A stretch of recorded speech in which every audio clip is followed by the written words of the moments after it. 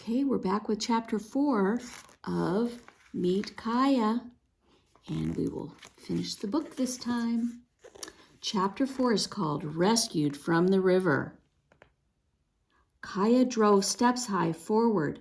She jumped her over the bushes and reined her in sharply, her hooves plowing the ground.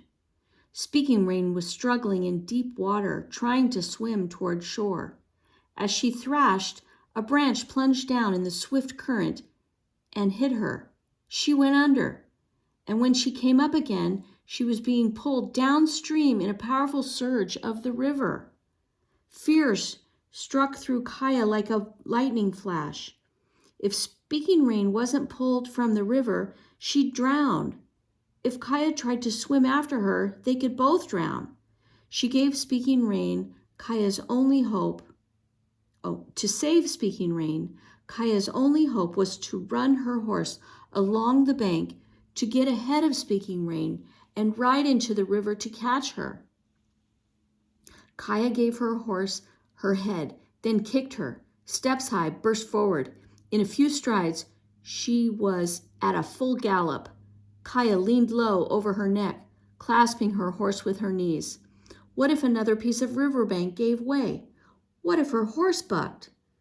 Steps High lengthened out and tore around the next bend, then the next. She seemed as swift as a hawk, diving from the sky. Now they were ahead of Speaking Rain, who flailed in the churning river.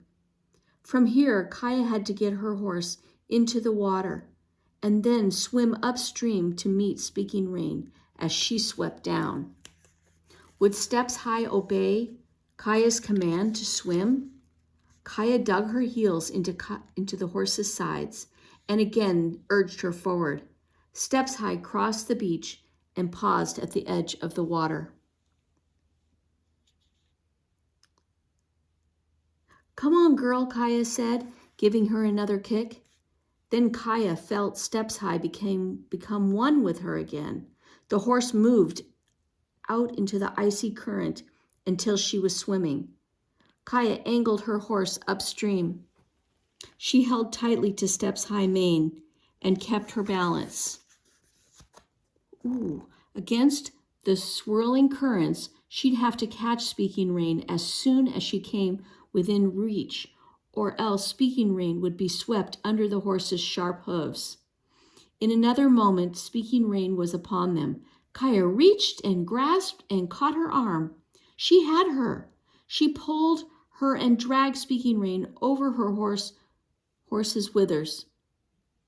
Holding Speaking Rain tightly, Kaya turned her horse downstream.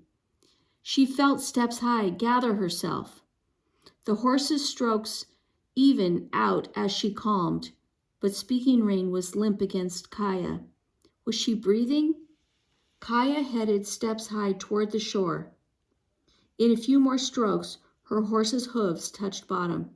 Steps High's head came up, and she climbed onto the sandy beach. She shook her head and pranced a step or two, as if she knew she'd done something to be proud of. Kaya slid off her horse and caught Speaking Rain as her sister slipped down into her arms. Speaking Rain lifted her head, moaned, and began to cough up water. "You're safe, Speaking Rain," Kaya said against her drenched head. "You're safe." Tota appeared on the bank above them. He was followed by the other fishermen and by Foxtail. Tota leaped down onto the sand. He took Speaking Rain into his arms, bent her forward, and slapped her back with his cupped hand to force more water from her. Kaya's teeth were chattering. "Speaking Rain, can you get your breath?" she asked. "Hey," Speaking Rain gasped. "I heard you shout and I ran," Tota said. "I saw what happened. You did well, Kaya. Your horse did well too." "Steps High knew Speaking Rain needed us," Kaya said. "She did everything I asked of her." "She did what you asked because she trusts you," Tota said. "You've earned her trust. Remember that." Foxtail crouched on the bank. Was that a look of admiration in his eyes? You told me you couldn't race, he said, but you were racing like wildfire, Kaya. Kaya wasn't racing to be the fastest, Tota corrected him. She was racing to save Speaking Rain's life. Tota's words lifted Kaya's heart.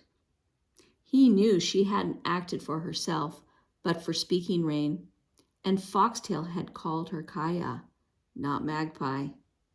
Kaya closed her eyes, pressed her face against Step's high, warm, wet neck, and felt the powerful pulse beating there.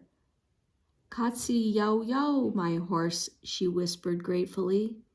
Then she held the bridle so that Tota could lift Speaking Rain onto Step's High's back, and they could take her safely back to camp. The horses needed fresh grass before they could begin the journey higher into the mountains. Kaya rode with Raven, Foxtail, and some older boys and girls to herd the horses to new pasture. As Kaya rode, she gazed up at a tall peak. She knew the story of how the mountains came to be. The old chief had a vision. His vision told him that people with pale faces would come to steal the shining rocks scattered here. To protect their shining rocks, the people gathered them into a pile and built the mountains over them to hide them. Their treasure was saved because of the old chief's vision. Kaya thought that if she'd lived in those days, she'd have helped build the mountains over the shining rocks. After all, her name, Kaya Etonomy, meant she who arranges rocks. Her mother gave her that name because the first thing she saw after Kaya's birth was a woman arranging rocks to heat a sweat lodge. Will one of us be given a vision someday? Kaya wondered. Will I? She knew that one day soon, like all the other boys and girls, she would go on her vision quest. Will I be ready when the time comes, she thought. When she went into the mountains on her quest, Kaya would seek her Waiakin. If her Waiakin came to her, she could also receive special powers. Would the hawk give her the ability to see far? Would the canyon wren give her the power to defend her family, the way the wren drives off rattlesnakes? What creature will be my Waiakin? Kaya wondered. She hoped it would be her powers, and a vision to help Nimapoo, like the old chief in the story. Foxtail rode past, his big roan nicking up a cloud of dust. Foxtail's too much of a rascal to become a leader of our people, Kaya thought. But maybe the old chief, whose vision saved the shining mountains, had once been a bothersome boy like Foxtail.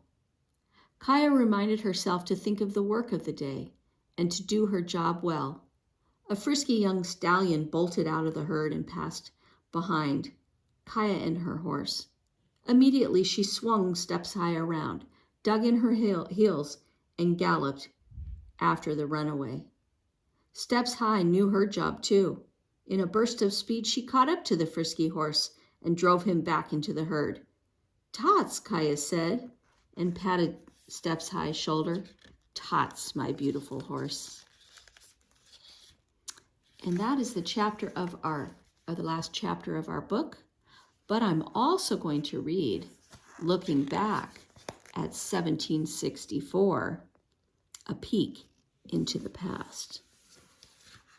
So these pages tell a little bit more of what it was like to live in Kaya's day. So this isn't the story. This just tells about her people that the story is about. For countless generations, grandparents have told children like Kaya stories for fun and for education. Through stories about a character named Coyote, as well as other animals, Nimapoo children learned about the world around them, how to behave and how not to behave, and the traditions and history of their people. Elders told children the following story to explain how the Nimipu believed they and other people came to be. According to the legend, long before there were any humans on the earth, the animals could talk, and they acted like people. One day, a greedy monster came along and started eating everything in its path. After a while, Coyote decided the time had come to stop the monster. He hid a bone knife in his mouth and tricked the monster into swallowing him. Once inside, he built a huge fire in the monster's stomach. Then he used the knife to cut out the monster's heart, and the monster died, and all the animals he had swallowed escaped. Coyote cut the monster into pieces and flung them into the four winds. Wherever a piece landed, a group of humans was born. Each group had its own strengths and characteristics. After all the pieces of the monster had been scattered, Fox pointed out that Coyote had not put any humans in the beautiful spot where he and Coyote were standing. So Coyote sprinkled some blood from the monster's heart into the ground, and from the monster's lifeblood sprang the last group of humans, Nimipu, which means the people. Today, the Nimipu are known as the Nez Perce, which is French for pierced nose. Early white explorers, including French fur trappers, mistakenly believed that all Nez Perce wore shells through their noses and gave them that name. In Kaya's time, Nez Perce people lived in the forested mountains and grassy hills and prairies and steep canyons of present-day Idaho, Washington, and Oregon.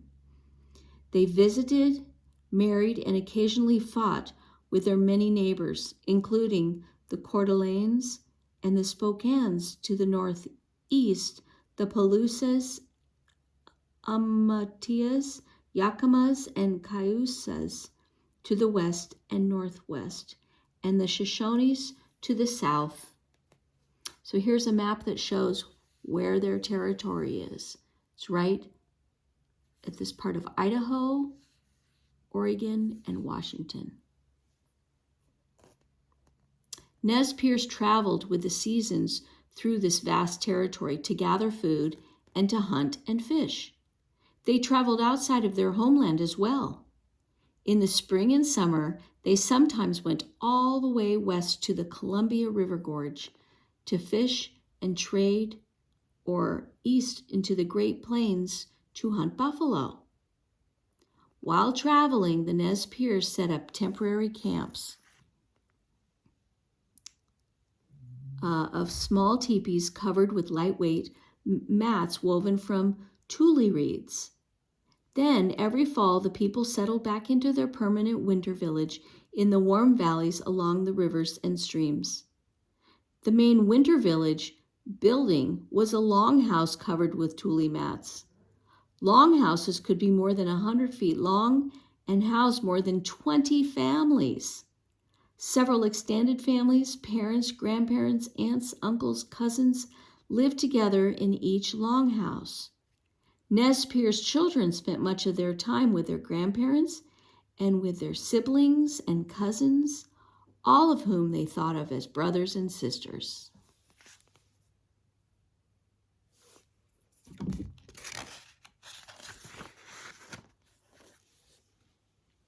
Boys and girls were taught to behave respectfully and responsibly, but when one child disobeyed or misbehaved, the entire group might be switched by an elder called the whip woman or the whip man or whip woman.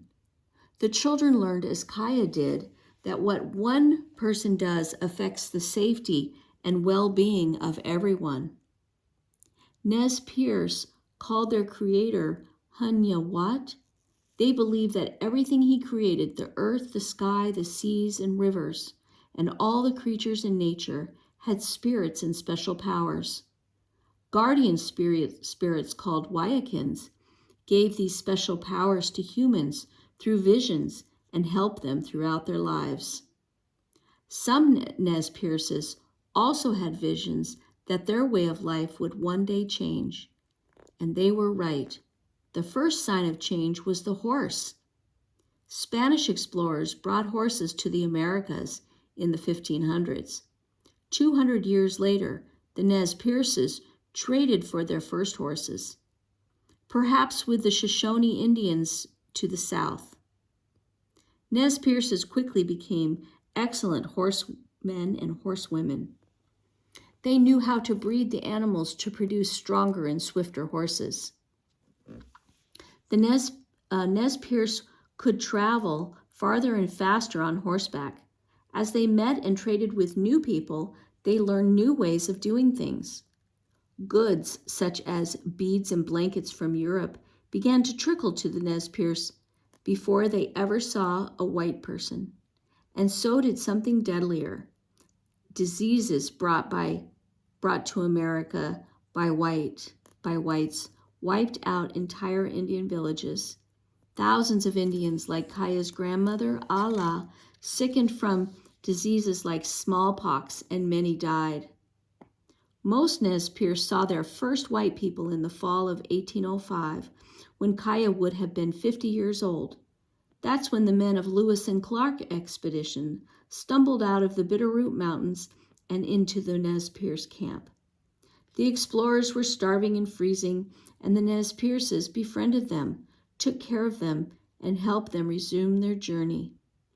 In later years, white missionaries and settlers came to Nez Perce country and were treated kindly too. Despite the friendliness Nez Perce showed to whites, the United States government took away most of the Nez Perce's homeland in the mid-1800s so that white pioneers could settle on it. The government set aside a small tract of land in Idaho for the Nez Perce people to live on, called the Nez Perce Reservation. The U.S. government tried to force Indians on reservations to assimilate, to give up their traditional ways and live like white people. Children were put into missionary schools to learn English and were punished if they spoke their own language. The reservation land was divided up into small parcels and given to individual Indians, instead of being shared by all. The government expected Indians to make a living by farming instead of hunting and gathering their food. Today, Nez Perce Indians still live on reservations in Idaho, Washington, Oregon, and Canada, and in other places within the traditional homeland. Others live throughout the country and around the world. Nez Perce children, Nez Perce children, like children everywhere, attend school, participate in sports, and play computer games. But many also learn the Nez Perce language, dance in powwows, and play traditional Indian games. The Nez Perce people look back on their history with pride, and they look toward the future with confidence. Okay, and that is the end of our first Kaya book of Meet Kaya. Hope you liked it, and next time we will start book 2. Bye.